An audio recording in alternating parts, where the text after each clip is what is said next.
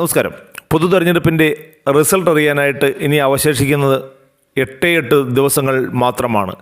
എല്ലാ മുന്നണികളും എല്ലാ പാർട്ടികളും കൂട്ടിക്കിഴിക്കലുകളുമായി രംഗത്തുണ്ട് എങ്കിലും ഇത്തവണ ഏറ്റവും അധികം ശുഭപ്രതീക്ഷയോടെ കാത്തിരിക്കുന്നത് ഇന്ത്യ മുന്നണി തന്നെയാണ് എന്ന് പറയേണ്ടി വരും. അവർ ആദ്യമൊക്കെ വലിയ തോതിൽ നിരാശയിലായിരുന്നുവെങ്കിലും ഇലക്ഷൻ തുടങ്ങിയതോടുകൂടി വലിയ തോതിലുള്ള ഒരു ശക്തി ആർജിച്ച് വലിയ പ്രതീക്ഷയോടുകൂടി കാത്തിരിക്കുകയാണ്. രാഹുൽ ഗാന്ധിയും സ്റ്റാലിനും കെജ്രിവാളും ഒക്കെ അടങ്ങുന്ന സംഘമെന്ന് പറയേണ്ടി വരും.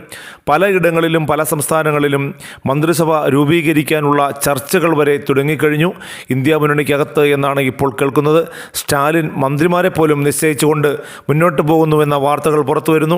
ആരൊക്കെ ആയിരിക്കണം തൻ്റെ പാർട്ടിയിൽ നിന്നും മന്ത്രിമാരാകേണ്ടത് എന്നുള്ളതിനെക്കുറിച്ചുള്ള ഒരു പ്രാഥമിക ലിസ്റ്റ് വരെ സ്റ്റാലിൻ തയ്യാറാക്കി കഴിഞ്ഞു. അതുപോലെ തന്നെ കെജ്രിവാൾ ആരൊക്കെ വരണമെന്നുള്ളതിനെക്കുറിച്ച് ഒരു പ്രാഥമിക ചർച്ചകൾ നടത്തിക്കഴിഞ്ഞു. മുസ്ലിം ലീഗിൽ പോലും, കേരളത്തിൽ മുസ്ലിം ലീഗിൽ പോലും ഇത്തരത്തിലുള്ള ചർച്ചകൾ കൊണ്ടുപിടിച്ച് നടക്കുന്നു എന്നുള്ളതാണ് ഇപ്പോൾ അറിയാൻ കഴിയുന്ന കാര്യം.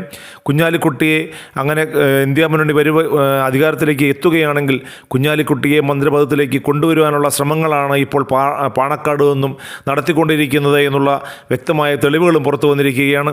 അതുകൊണ്ട് തന്നെ രാഹുലിൻ്റെ നേതൃത്വത്തിലുള്ള ഇന്ത്യ മുന്നണി അധികാരത്തിൽ വരും എന്ന രീതിയിൽ ചർച്ച ഇന്ത്യയിൽ തുടങ്ങിക്കഴിഞ്ഞു.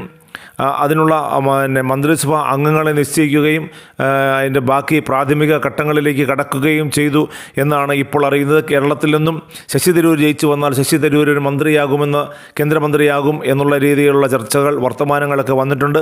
മറ്റൊരാൾ KC വേണുഗോപാലാണ് എന്ന രീതിയിലുള്ള ചർച്ചകൾ വന്നു കഴിഞ്ഞു. അങ്ങനെ ഇന്ത്യ മുന്നണി അധികാരത്തിലെത്തുകയും എത്തിയാൽ ആരൊക്കെ മന്ത്രിയാകണം, ആരൊക്കെ എന്തൊക്കെ വകുപ്പുകൾ എടുക്കണം എന്നുള്ള കാര്യങ്ങളിലേക്ക് പോലും എത്തുന്ന തരത്തിലുള്ള ശുഭപ്രതീക്ഷയോടുകൂടിയാണ് ഇപ്പോൾ ഇന്ത്യ മുന്നണി കാത്തിരിക്കുന്നത് എന്ന് വേണം കരുതാൻ.